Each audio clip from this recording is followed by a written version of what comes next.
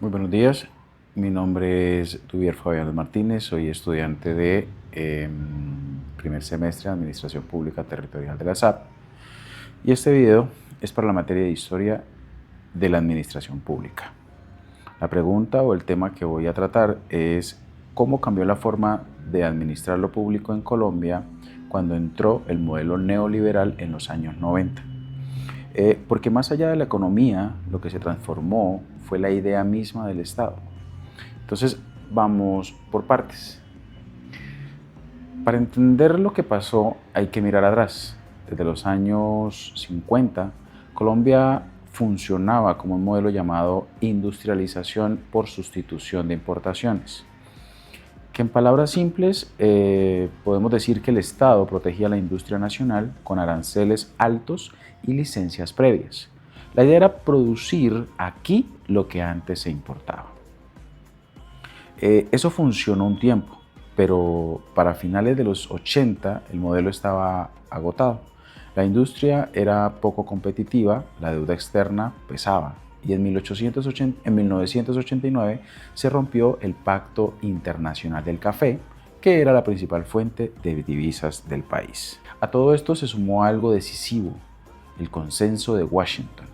En 1989, el economista británico John Williamson formuló un decálogo de 10 reformas pro mercado que el FMI, el Banco Mundial, el BID y el Tesoro de Estados Unidos empezaron a recomendar para toda América Latina. Disciplina fiscal, apertura comercial, privatizaciones, desregulación, libertad para la inversión extranjera. Oficialmente, el consenso buscaba sacar a la región del estancamiento.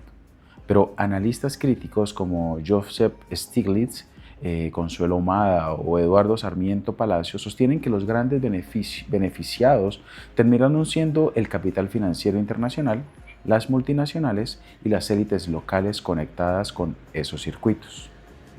¿Por qué la apertura se dio justo en ese momento? Por tres razones que coincidieron. Uno, la crisis de la deuda latinoamericana. Dos, la caída del muro de Berlín, que dio la idea o que hizo creer que el capitalismo de mercado había triunfado para siempre. Y el agotamiento del modelo proteccionista en toda la región. Y en medio de eso, Colombia vivía la peor ola de narcoterrorismo de su historia. Ahora bien, ¿estaba Colombia preparada? Y aquí hay una pregunta que casi nadie hace. ¿Estaba Colombia preparada para ese paso gigante? La respuesta corta es muy poco. Lo que sí teníamos a favor era estabilidad macroeconómica. A diferencia de Argentina o México, no habíamos caído en hiperinflación ni en cesación de pagos. El Banco de la República y el equipo técnico de Planeación Nacional tenían una tradición de manejo prudente. Pero ahí terminaban las buenas noticias. La industria llevaba 40 años protegida y no estaba lista para competir. El capital humano era débil, poca cobertura educativa, casi nada de inversión en investigación. La infraestructura era mala. Sacar un producto desde Bogotá hasta Cartagena podía costar más que traerlo desde Shanghái. El campo nunca tuvo una reforma agraria seria y todo esto se hacía en medio de una guerra interna. Narcotráfico, guerrillas y paramilitares peleando por el territorio. ¿Por qué a otros países sí les funcionó? El caso asiático es revelador. Corea del Sur, Taiwán y China abrieron sus economías de forma gradual, invirtieron masivamente en educación pública y mantuvieron políticas industriales activas para proteger sus industrias jóvenes mientras se desarrollaban. Es decir, abrieron pero acompañando con políticas públicas. Colombia copió la receta de la apertura, pero no la receta completa del éxito asiático.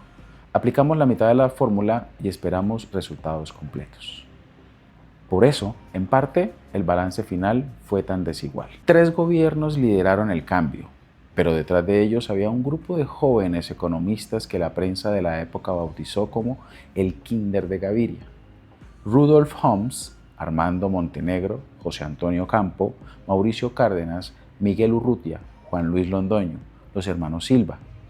Casi todos formados en universidades de Estados Unidos, casi todos amigos entre sí desde Fedesarrollo. Una generación que, en sus propias palabras, soñaba con hacer un nuevo país. O sea, esto no fue solo una imposición del Fondo Monetario Internacional, fue también un proyecto generacional. Virgilio Barco, en 1986 a 1990, lanzó en febrero del 90 el programa de modernización de la economía, un plan gradual a través de años para bajar aranceles. Quien diga que la apertura empezó con Gaviria se equivoca, empezó con Barco.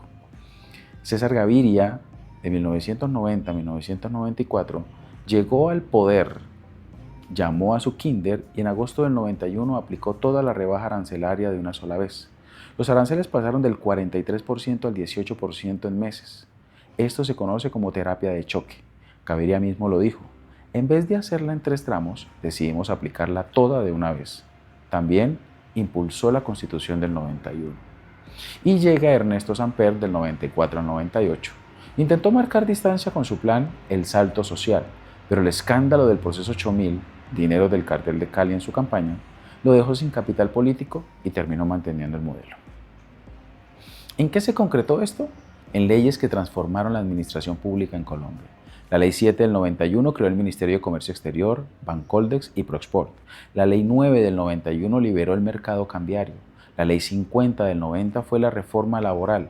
Cambió las cesantías, creó las empresas de servicios temporales y flexibilizó los contratos.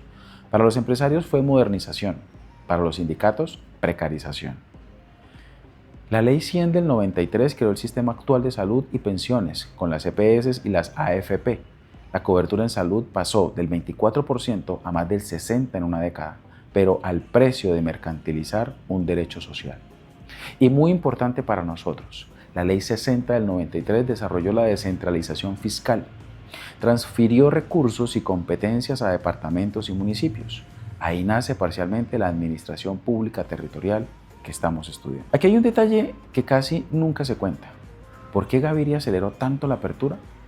La razón fue que en los meses siguientes a la apertura inicial, los importadores empezaron a aplazar sus importaciones, esperando que los aranceles siguieran bajando. La economía empezó a paralizarse. Entonces ocurrió algo poco conocido.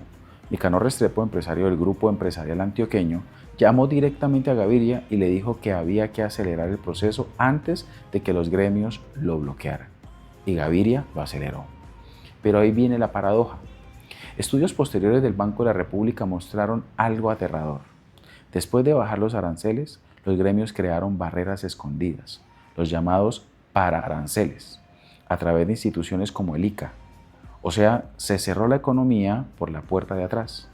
La cifra que estos estudios destacan, el año con menor protección arancelaria en Colombia fue 1990, no 1995, no 2000, no el 90. Una de las paradojas que señalan varios analistas es que Colombia terminó con el estigma de haber hecho neoliberalismo sin haber neoliberalizado realmente la economía. Y aquí está lo más interesante para historia de la administración pública, para la materia.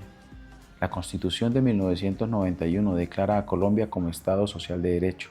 El Estado debe garantizar derechos, salud, educación, trabajo, vivienda.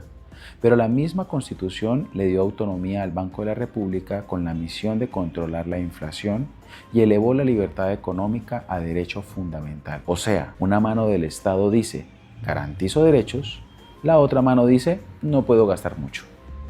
El profesor César Rodríguez Garavito lo explica así. En 1991 coexisten en un mismo texto la lógica garantista y la lógica neoliberal. Esa tensión sigue viva hoy. Ahora bien, ¿qué pasó en la práctica?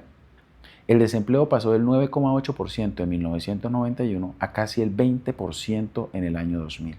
La pobreza monetaria aumentó en 4,1 millones de personas durante la década. La industria perdió peso del 23,7% del PIB en los 80 al 12,7% en los 2000. Y en 1999 vino la peor recesión del siglo XX con la crisis del UPAC, donde más de 400.000 familias entregaron su casa. Sobre esta crisis, los mismos directores del Banco de la República de la época han reconocido públicamente que la política cambiaria del banco contribuyó al colapso de 1999. Y hay un factor que ellos mismos admiten haber previsto.